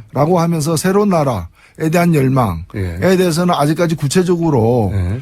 비전이나 정책을 제시하면서 정말 매력적인 비전이나 그런 걸 제시하면서 뭐 그 가져가지 못했다는 거죠. 이제 남은 기간이 그에 대한 경쟁 기간이다. 저는 생각합니다. 모든 후보들에게 마찬가지인데 예. 경쟁 기간인데 우려되는 건 뭔가 하면 남은 기간 동안 그걸 가지고 경쟁하면서 어찌 보면 정책에 대한 새로 탄생할 정부의 정책에 대한 국민적 합의가 5월 9일까지 이루어지는 과정이어야 되는데 그 과정에서 그렇게 되지 않고 지금 일각에서 이게 추동하는 것처럼 누구를 뭐 반대하기 위한 사람 다 모여라. 다 모여라 해가지고 세상에 뭐 성씨 가지고 그렇게 하는 것도 좀 우스운 얘기죠. 다 모여라 해가지고 연대 그 구도의 싸움으로 가게 되면은 예. 대선의 값어치가 참 반값으로 떨어지는 거죠. 근데 우리나라 대선과 총선이 그렇게 정책 경쟁으로 이뤄진 적은 없었거든요. 근데 생각해보면 이번 대선만큼 그런 정책 경쟁을 할 만큼 그 후보군이 잘 갖춰진 대선이 없어요. 다들 한마디씩 할 수 있어요. 그렇죠. 예. 유승민 후보도 빠지지 않고요. 정책 얘기하면. 심상중 후보는 당연한 것이고요. 정책으로 뭉친 정당이니까. 그리고 문재인 후보나 또는 홍준표 후보도 뭐 이런 정책 가지고 경쟁하면 할 말들이 있어요. 가장 재밌는 정책 대결이 될 수도 있겠다고 생각하나. 그럼요. 예. 예. 그렇게 되지는 않을 것 같습니다. 근데 그건 우리가 좀 잘 판단해야 돼. 이렇게 일각에서 그렇게 추동한다 그래서 그 유권자들이 다 글로 쏠려갈 이유가 없어요. 아니, 뭐 자기가 뭘 잘하는 걸로다가 해가지고 그리고 또 뭉치더라도 가치나 정책 중심으로 뭉쳐야 되는데 아니 수학 싫어하는 사람 다 모여라. 뭐 또는 뭐 문어 싫어하는 사람 다 모여라. 뭐 그러면 나머지는 다 똑같다는 얘기도 아니잖아요. 뭐 싫어하는 거 중심으로 모이면 그게 어떤 조합입니까? 그래서 책임 있는 정치 세력하고 다른 거죠. 이거는 어떻게 생각하십니까? 마지막인데 오늘 시간이 벌써 다 돼버렸어요. 뭐 떠든 것도 없는데 오늘 시간이 빨리 가나 모르겠습니다. 맛보기 좀 하다 보니 끝나버리네. 오늘 저희가 이제 정운찬 전 총리를 모시고 예. 남은 변소 중에 후보 정당을 제외하고 남은 변소라고 계속 이제 언론이 보도하는 것 중에 하나가 이제 삼자연대, 뭐 빅텐트 뭐 이런 식으로 불렸던 연대인데 이제 정운찬 전 총리께서 오늘 나오셔가지고 공동정부와 공동정부 의미가 뭐냐 이제 구체적으로 제가 여쭤봤더니 이제 1차 그 단일화 대상이 바른정당이고 그래서 바른정당 유승민 만약에 대통령이 된다면 그분은 대표 대통령이 되는 것이고 국정 운영을 나머지 세 사람 정운찬, 김종인, 홍성현 이렇게 나머지 세 분, 4명이 앉아서 국정 운영을 해 나간다는 게 공동정부다. 이렇게 표현을 하셨어요. 굉장히 저는 신선했다. 이렇게 그 자리에서 표현했는데, 네. 요 구상과 이분들의 영향력에 대해서는 어떻게 보십니까? 어제도 제가 어떤 언론 보도를 보니까 그 정운찬 이사장께서 이제 세 분 다, 네. 김종인, 홍석현까지 이제 거명하면서 세 분 다 대통령 되고 싶어 한다. 예. 그래서 세 명이 단일화하거나 아니면 단일화한데 유승민 후보가 단일화하거나 아니면 다치기거나. 유승민 후보까지 포함한 4명의 단일화를 하겠다라고 하는데 네. 저는 물론 단일화한 건 충분히 있을 수 있는데 그럼 이제 출마를 해가지고 예. 정책인이 뭐니 다 보여주고 이렇게 단일화를 하든가 네. 뭐 그게 부담스럽다면 아예 처음부터 이제 나는 유승민 후보 선대위원장 되겠다. 지지선을 뭐 한다든가. 이렇게 해서 지지선을 하다 해야 되는데 네. 대통령을 하겠다. 근데 그 단일화 해가지고 출마하겠다. 예. 뭐 이런 거잖아요. 대통령 출마를 선언해놓고 곧장 단일화 해가지고. 이제 선언을 해놓고 단일화하겠죠. 네. 그래 이게 좀 그 어쩌자는 건지. 그러니까 어쩌자는 건지를 제가 알았어요, 오늘. 저도 몰랐는데, 그 중에 한 사람 뽑히면 나머지가 공동으로 정부를 운영한다는 겁니다. 테이블에 앉아가지고. 아니 음식을 먹으려면 식당 가서 자기 돈 내고 먹으면 되는 거고 같이 먹으려면 합석하면 되는 거지. 3명이 가가지고 여기 비빔냉면 하나 주세요 해가지고 3명 다 젓가락 들고 공동으로 먹겠습니다. 그래가지고 대표 손님한테 그냥 그러면 비빔냉면은 삶은 달걀은 대표 손님이 먹는다 뭐 그게 좀 이상하잖아요. 제가 처음 보는 현상이어가지고. 저도 어떻게 반응해야 될지 몰랐는데, 일단 신선했어. 이런 발상이 가능하나? 그러면 사저가 4개가 필요하고, 대표 대통령 한 사람용, 그 다음에 보조 대통령 3명 있는 거 아닙니까? 같이 하나의 당을 만들어서 그 당이 집권해서 공동으로 운영하면 되죠. 근데 그럼 차라리 괜찮잖아요. 그게 아니라, 그러면 한 당이 집권하는 거잖아요. 네. 그게 아니라 공동정부라는. 그 헌법을 고치지 않으면 불가능한 거죠. 불가능하기도 하죠. 예. 불가능하기도 하거니와, 이건 이제 과거, 3두 정치가 로마 시대에 있었습니까? 4두 정치도 있었나 모르겠네요. 4두 정치인데 이게. 그렇지 않습니까? 이제 뭐 그 여러 개가 되면 메두사라 그러죠. 이게 현실 가능성과 영향력이 있을까요? 마지막 질문인데. 예, 거의 없지 않겠습니까? 아니, 이분 한 분 한 분은 다 이제 고명하신 분들인데. 예. 근데 이제 그런 식으로 이제 한다 그러면 대개 보면 세력도 아니고 개인들이 출마 결심을 해가지고 모여가지고 정권을 권력을 나누는 거는 국민이 배제돼 있잖아요. 모든 단계에서. 예. 뭐 당원들이 뽑는 것도 아니고 본인들이 결심하면 후보가 되고 또 자기들끼리 모여가지고 그 단일화 하면은 그게 또 단일 후보가 되고 그 모든 과정에서 어떤 그 국민이 빠져 있어요. 그래서 그런 정치는 그야말로 명망가 정치인데 그 요즘의 세태에 안 맞는 정치가 아닌가 이렇게 보여집니다. 오늘 여기까지 하겠습니다. 제목 계속 받고 있고요. 어록, 제조기 뭐 등등 많이 나오고 있습니다. 오늘은 저희가 가칭 번제 없는 주먹으로 진행했고요. 다음 주는 다른 제목을 기대하고 있습니다. 정의당의 노회찬 원내대표였습니다. 감사합니다. 네, 고맙습니다. 하영의 오프 더 레코드. 최근 한겨레 신문에서 한겨레 20일로 퇴출당한.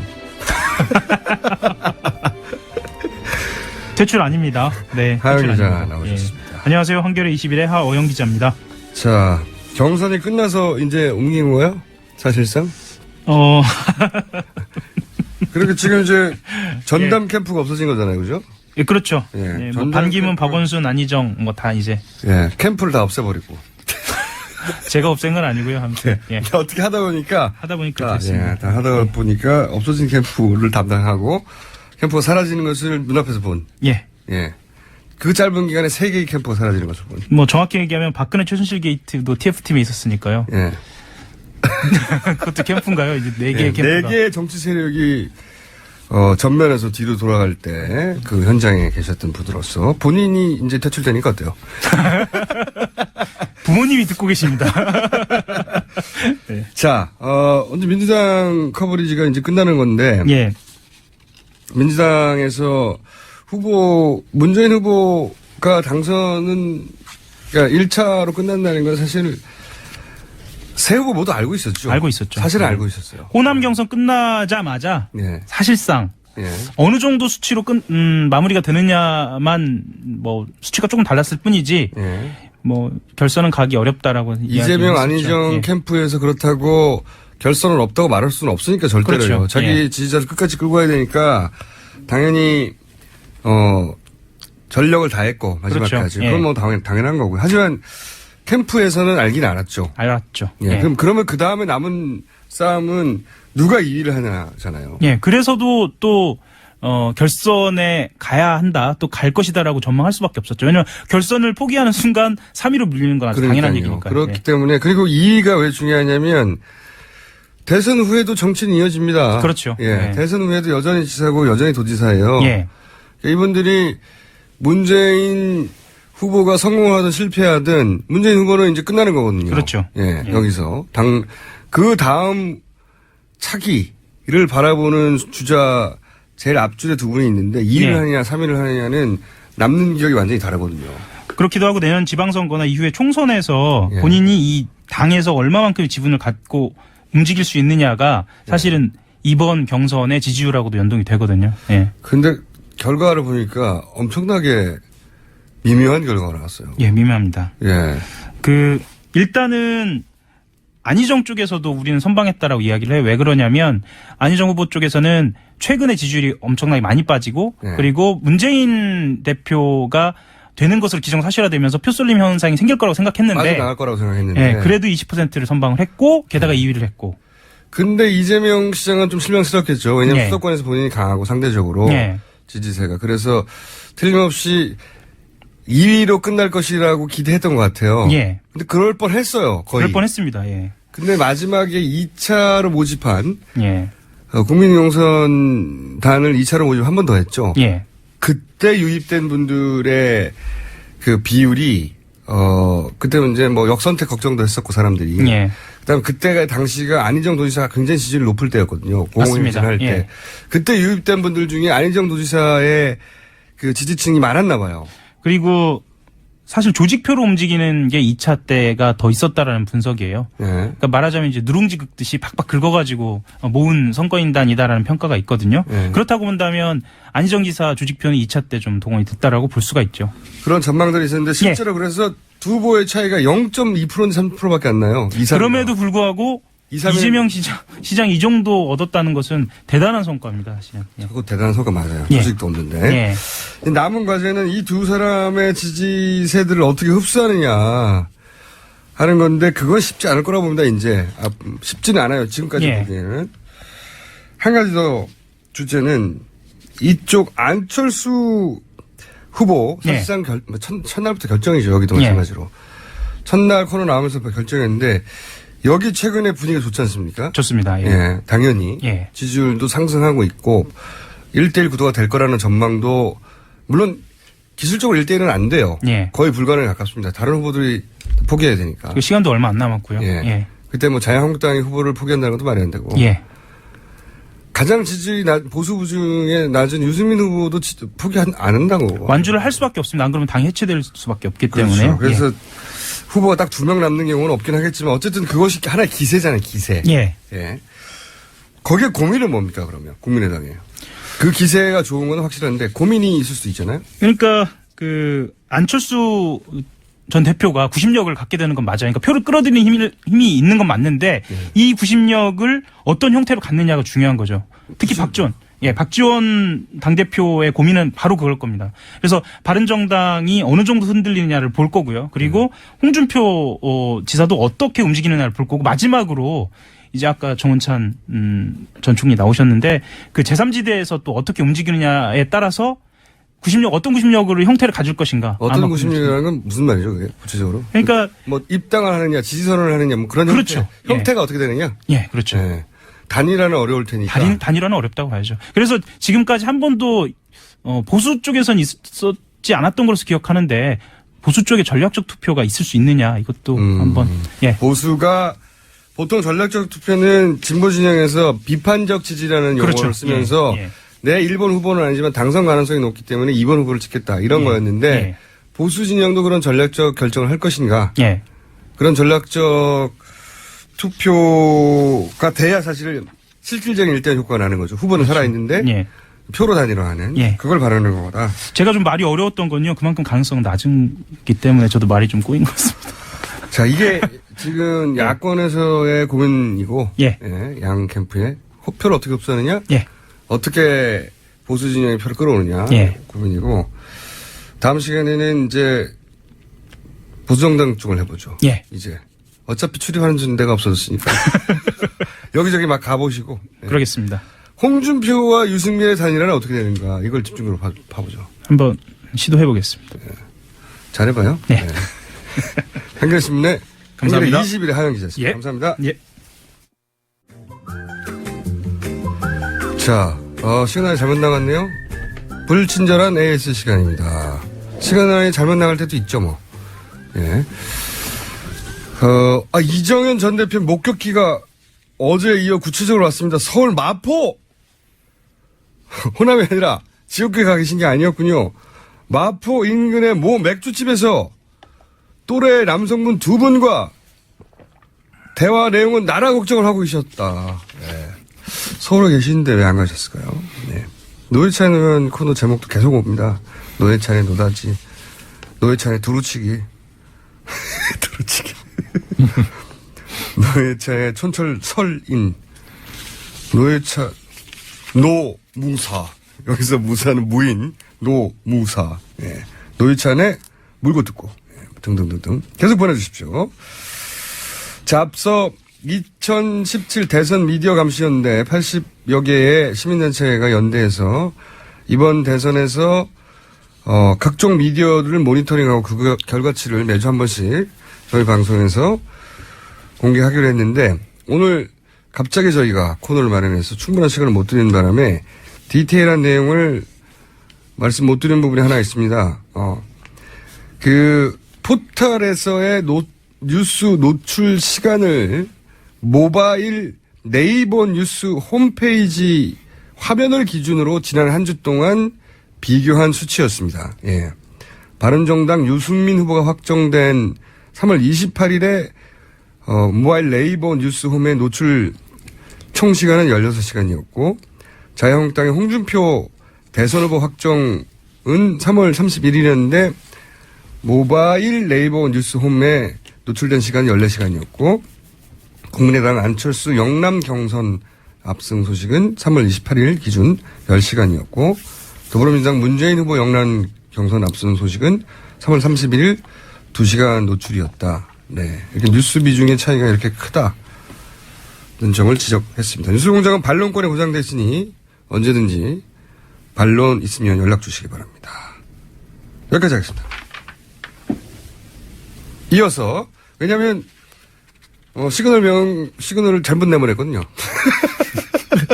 똑같은 걸 한 번 내보낼 수 없기 때문에 정태인 선생님 나오셨습니다. 안녕하십니까? 네, 안녕하세요. 네, 칼 플라인 사회공제부서.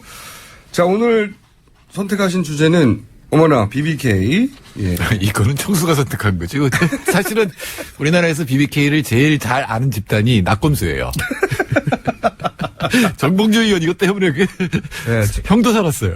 제가 진짜로 네. 이 벽에다가 크게 너무 복잡했거든요. 돈 흐름도 그렸죠. 관계도 막 그리고 돈 흐름도 여기서 얼마 나가서 언제 들어오고. 근데 너무 복잡한데 알고 보면 사실 그렇게 어려운 일은 아닙니다. 그렇죠. 개미 투자자들 돈 모아서 이명박 씨와 김경준 씨가 같이 먹기로 하고 김경준이 돈 들고 날랐다. 요약하면은 주가 조작을 해서 그 돈을 먹고 튀었다는 거예요. 네. 한마디로 말하면 그 과정이 이제 여러 가지 회사 이름들이 많이 등장하다 보니까 수법이 복잡해지고 38개의 계좌를 만들어서 돈을 넣었다 뺐다 했기 때문에 이 회사 주인이 누구냐, 뭐 지분이 어떻게 되냐, 회사 이름이 계속 바뀌고 이게 복잡한 거지. 간단하게 말하면 두 사람이 동업을 했다. 처음에는. 그런데 그게 잘 안 되자 한 사람이 그거를 주가적으로 뻥튀기해서 먹고 튀었다. 그렇죠. 그래서 먹고 뻥튀기해서 튀었다는 사람이 김경준 씨고 김경준 씨에서 그래서 사기를 당했다 내가 오히려 거꾸로 처음엔 동업이었지만 이쪽이 이명박 전 대통령인 거죠. 그렇죠. 예. 근데 그 출발 회사가 BBK였기 때문에 BBK 사건이라고 불리는 겁니다. 네. 근데 먹고 처음에 이제 사람들이 투자를 할 때 유명 회사들이 거기다 투자를 했다. BBK에 투자를 했다. 그럼 일단 믿고 이렇게 들어가게 되잖아요. 그렇죠. 그러니까 초기 투자를 모을 때 이제 이명박 씨가 결정적 역할을 하죠. 예를 들어 삼성생명이 100억을 BBK에 투자를 합니다. 그럼 나중에 보면 이제 그 옵셔널 벤처스 BBK가 이제 취소된 다음에 옵셔널 벤처스를 할 때 하나은행이 투자를 하는데 이럴 때 이제 이명박 씨는 간판 같은 역할을 하는 거죠. 다스도 들어오죠. 네, 다스 들어오고. 근데 다스는 김재정 씨하고 이상은 씨 소유로 돼 있는데 처남과 형입니다. 그렇죠. 예. 이명박 전 대통령의 처남과 형이 주인이라고 하는 다스라는 회사가 있어요. 자동차 시트를 현대자동차에 납품하는 회사인데 근데 이 회사가 실제로는 여기서 190억이 종잣돈으로 나가거든요. 첫 번째 출발은 이 190억이 근데 이 다스라는 회사가 이명박 전 대통령 거 아니야? 라는 의혹이 있었죠. 예, 그 190억 원은 도곡동 땅 판돈이다. 그리고 그래서 도곡동 땅 주인이 다스 주인이네. 이렇게 된 거죠. 그렇죠. 김경준 씨의 편지에 따르면 그 자리에서 결정을 했다는 거예요. 바로 돈 들어오자마자 바로 투자를 했는데 그 이명박 씨가 주인 아니면 그 190억 원 만일에 정말로 이상은 씨와 김재정 씨 돈이면 이건 서로 상의를 해야 될 거 아니에요. 투자해도 되는지 안 되는지. 근데 그 자리에서 결정을 30분 만에 했다. 뭐 이런. 누가 결정했냐면 다스의 사장이 네. 당시에 다스의 사장이 김경준 씨를 처음 만났는데 190억 달라고 했더니 그 자리에서 30분 만에 190억을 주더라. 네. 그래서 자기가 거기 가기 전에 이미 결정되어 있는 사안이었지 않느냐. 뭘 날 보고 투자를 했겠냐. 나는 주인이 아니다 이런 얘기죠. 네, 근데 이제 사실은 제가 보기에는 이거 틀렸으면 교정해 주십시오. 전문가시니까. 그러니까 BBK나 옵셔널 벤처스나 같은 역할을 합니다. 같은 역할이죠. 예. 근데 만약에 직원이 같아요. 게다가. 예, 같은 사무실에. 같은 사무실에 고스란히 똑같은 직원을 그대로 옮겨가고 회계도 같이 봐요. 예. 근데 실은 사건은 옵셔널 벤처스의 소액 주주들이 손해를 본 거죠. 그렇죠. 예, 예. 주가를 뻥튀기를 하는 과정에서 개미들이 들어가죠. 네, 예. 그 뻥튀기는 이제 뭐 삼성생명 유명한 데가 하고, 그 다음에 이게 이제 BBK 주식이나 벤처스 주식을 해외 유령 회사들이 왔다 갔다 팔아요. 그러니까요. 이게 개미 투자, 소위 이제 그 일반 개미 투자자들이 보기에 저 회사 끝나 잘 나간다 이런 식으로 표현될 정도의 예. 갑자기 해외에서 막 사들이고. 근데 제가 보기에는 이건 개미 투자자들이 그걸 모르잖아요. 오히려 증권사의 직원들이나 이 투자자들이 속아요. 그러니까 세계 유명한게 보이는 외국에 이제 유령 회사들이 하니까 그러니까 이제 개미 투자자들한테 사라 그러겠죠. 그렇죠. 예, 권유를 하겠죠. 거기 이제 김경수 씨가 해외에서 샀는데 그게 이제 소위 말하는 검은 머리 외국인.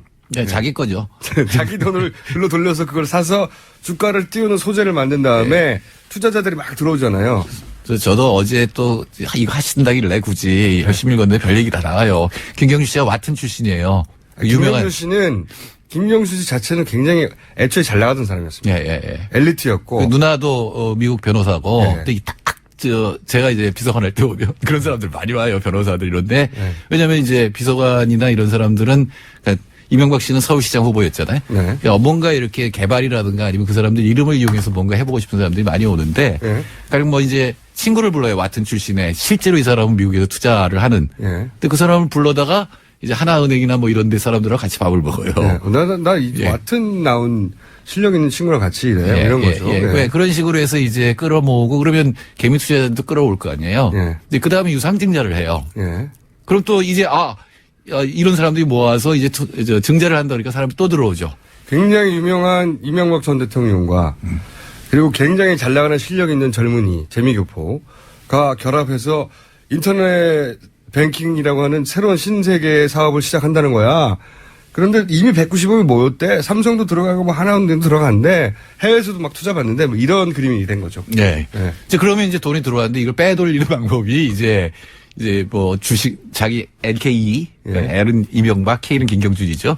그 주식을 대여하거나 팔거나 또 그것도 이제 유령회사한테 해가지고 돈을 받은 다음에 이제 그걸 빼돌린 거죠. 처음에는 인터넷 금융을 하려고 했던 걸로 보여요. 근데 이게 잘 안 돼요. 잘 안 되자 그 돈을 다시 회수하고 빼돌리는 방법을 찾죠.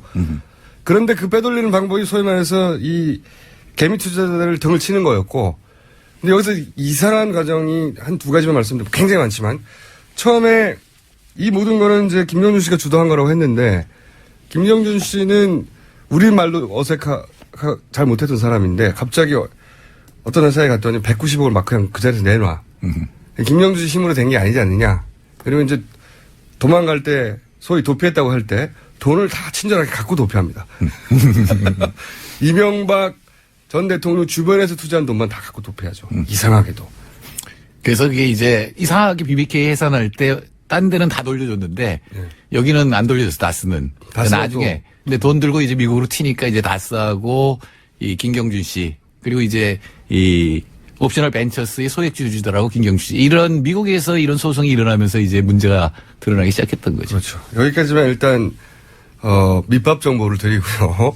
왜냐하면 저는 이 뉴스 계속 나올 거라고 보거든요. 김경준 씨가 미국 가가지고 가만히 있어. 그러니까 생각하는 방법은 간단해요. 박근혜가 주범인가 최순실이 주범인가 이명박이 주범인가 김경준이 주범인가 그런 그렇죠? 뉴스가 될 것 같습니다. 네. 앞으로.